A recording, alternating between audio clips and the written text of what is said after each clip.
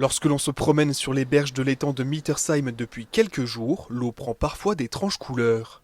Des efflorescences bleu-vert, des petites algues, des petites marques qui se sont juste à la surface de l'eau qui signalent bien une présence de cyanobactéries. Leur retour était redouté, mais les cyanobactéries ont encore trouvé un climat propice pour se développer cette année avec la sécheresse et les vagues de chaleur à répétition. Leur concentration actuelle est même dangereuse pour l'homme. Tout contact avec l'eau peut provoquer des symptômes allant de l'irritation de la peau à des nausées. Au vu de ces conditions, l'ARS a donc interdit la baignade et les activités nautiques sur tout le site, au moins jusqu'à la prochaine analyse de l'eau. Un véritable coup d'arrêt pour la base de loisirs. Il faut considérer que juste les entrées payantes des voitures et la location des pédalos, des 8 bits, des jeux peut nous ramener à la semaine 14 à 30 000 euros selon les fréquentations. On a les gens qui annulent peut-être aussi leur séjour, que ce soit les mobil-homes, les gens qui sont en tente. C'est une vraie perte économique. Pour remédier à ce phénomène, les autorités sanitaires et la région Grand Est expérimentent plusieurs dispositifs sur l'étang depuis l'année dernière. Après des premiers résultats encourageants, les installations prennent de l'ampleur cet été. Une équipe est justement en train d'installer ces machines qui vont diffuser de l'oxygène.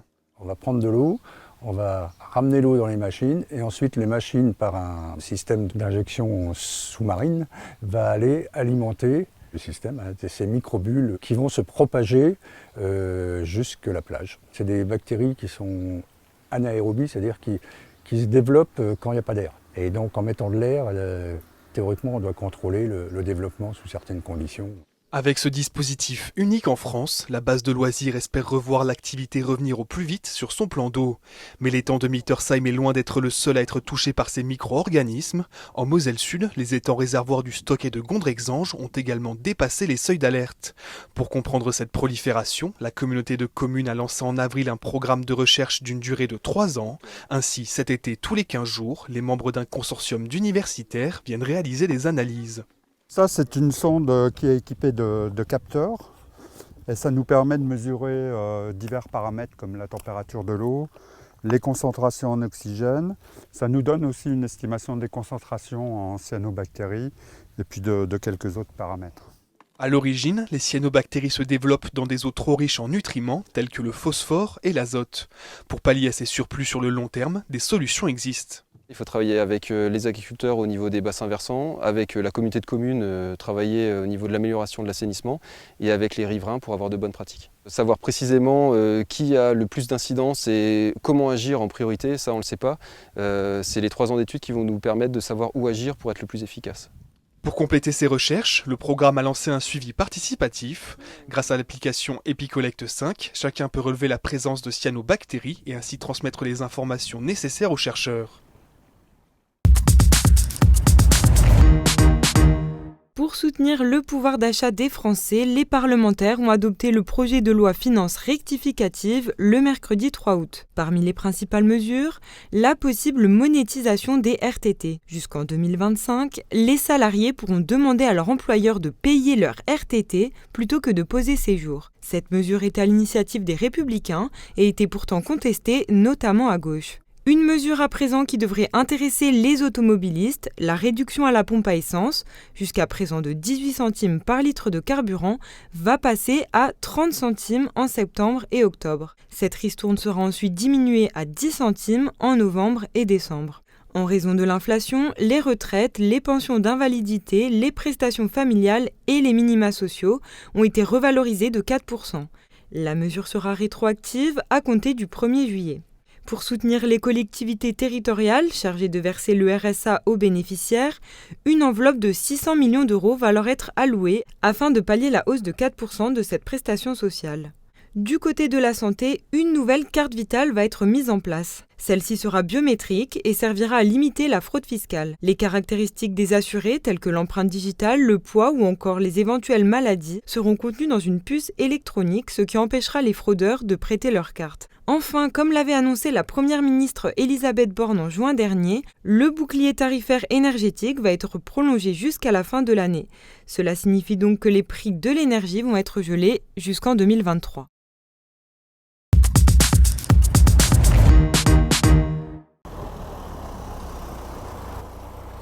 Super. Bonjour monsieur. Bonjour. Coupez le moteur s'il vous plaît. Bien sûr. Merci. Vous me présentez l'attestation d'assurance, carte grise et votre permis de conduire s'il vous plaît. Merci. Ces policiers ont effectué ce mercredi, en fin de journée, à Saint-Julien-les-Metz, des contrôles de véhicules. L'objectif, rechercher les conduites addictives, c'est-à-dire repérer les conducteurs sous stupéfiants ou sous alcool, ayant un comportement qui semblerait dangereux au volant. L'été et la période estivale sont synonymes de forte affluence sur les routes, alors les policiers sont vigilants. Là, c'est un dispositif de contrôle routier qui est articulé autour de 2 priorités. La première, le contrôle vitesse.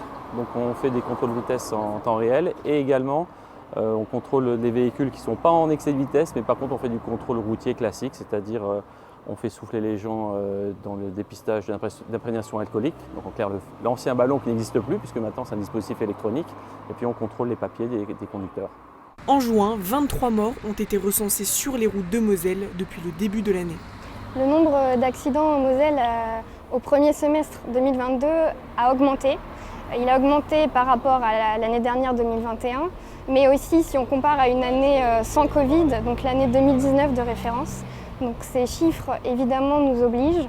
Ils obligent à toujours plus de sensibilisation, de contrôle.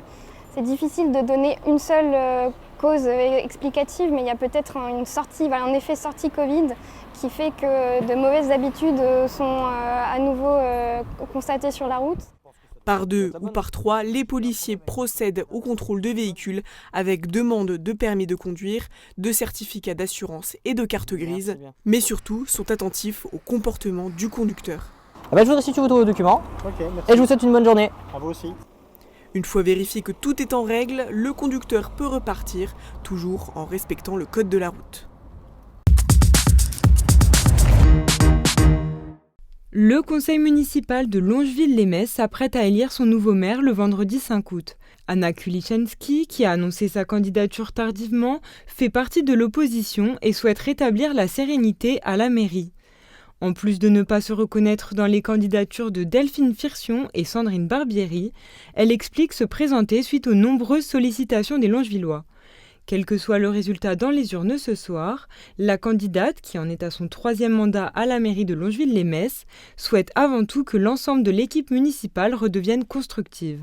Le nom de la nouvelle maire sera connu ce soir, après 20h.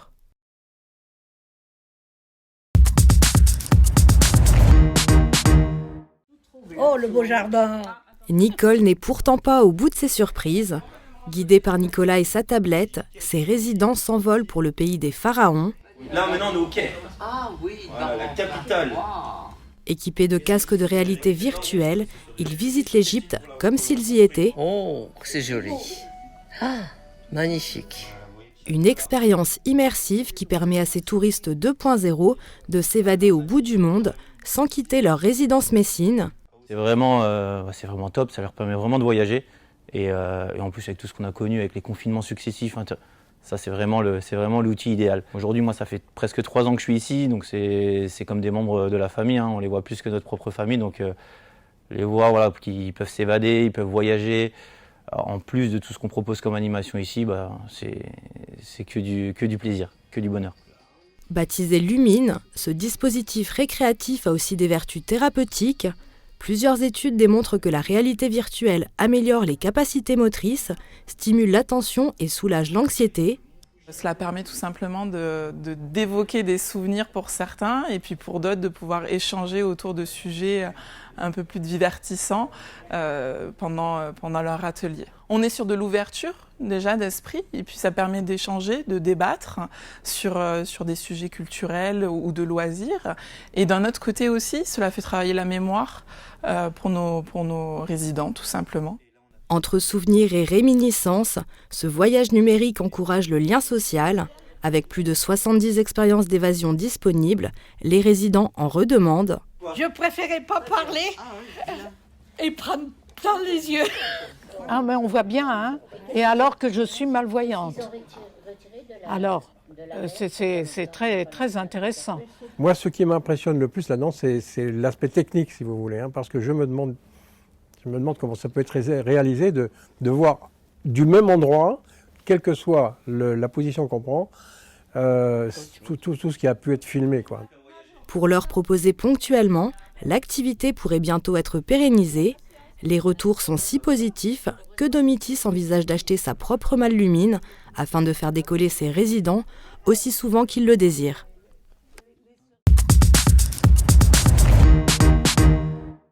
Du bubble football, du tennis de table et des jeux de société sont au programme de ce dernier jour du projet Moselle Jeunesse à Far-Ebersviller. Ces animations estivales, pour les jeunes entre 11 et 17 ans, étaient organisées pendant un mois. 50 Far-Ebersvillois et des alentours ont pu se tester à une vingtaine de disciplines, allant des arts martiaux au sport collectif, en passant par les jeux de société. De quoi faire naître un engouement chez certains jeunes sportifs. J'irai l'aïkido. J'aimerais en faire l'année prochaine, parce que j'ai pour mieux me défendre. Le tennis, le fun bubble et le foot. Ça m'a donné envie de m'inscrire en tennis. Au terme de ce mois d'activité, le bilan du projet Moselle Jeunesse initié par le département est plus que positif. Les jeunes Far-Ebersvillois ont pu pratiquer régulièrement une activité physique aux côtés de leurs amis. Et pour certains, c'était l'occasion de s'évader durant ces vacances estivales. J'aime bien venir ici parce que ça permet de se faire des amis, on passe le temps et c'est toujours sympa de faire quelques activités pendant les vacances. Ça me permet de passer du temps avec mes amis et de ne pas trop m'ennuyer pendant les vacances. Justement, pendant l'été, beaucoup de jeunes ne partent pas en vacances et avec ce Moselle Jeunesse, ça permet aux jeunes de se retrouver, de ne pas rester à la maison cloîtrés sur l'écran. Et ici, ils apprennent à se connaître, il y a des règles, il y a un fonctionnement, ils respectent et puis tout s'est bien passé, quoi. Et voilà, c'est génial. Cette année encore, le département de la Moselle, en lien avec les institutions et clubs locaux, ont fait bénéficier à 12 000 jeunes d'animations multiples avec du sport, des sorties nature et des activités manuelles.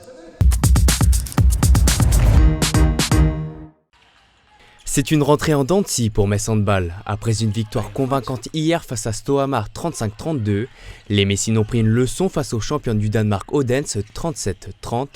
Les recrues à l'image de la demi-centre Christina Jorgensen, de l'arrière Maria Maslova et de la pivot Noémie Barthélémy se sont montrées plutôt solides. Les Messines vont poursuivre leur préparation en Roumanie. Le TFOC a enfin trouvé sa troisième réceptionneuse attaquante. Après les arrivées de l'américaine Shannon Scully et la hongroise Greta Kiss, Romain Pitou a jeté son dévolu sur Maria Skoric. La Serbe de 24 ans évoluait auparavant dans le club roumain de Stinta Bako. Le TFOC est maintenant à la recherche d'une centrale pour clôturer son effectif 2022-2023. Censé transporter des dons destinés à l'Ukraine, c'est finalement 30 kilos d'herbe de cannabis, soit 150 000 € de marchandises, qui ont été retrouvés cachés sous une trappe dans un minibus. Il a été intercepté fin juillet sur la 31 au nord de Metz. Le chauffeur, lituanien, a écopé de 3 ans ferme.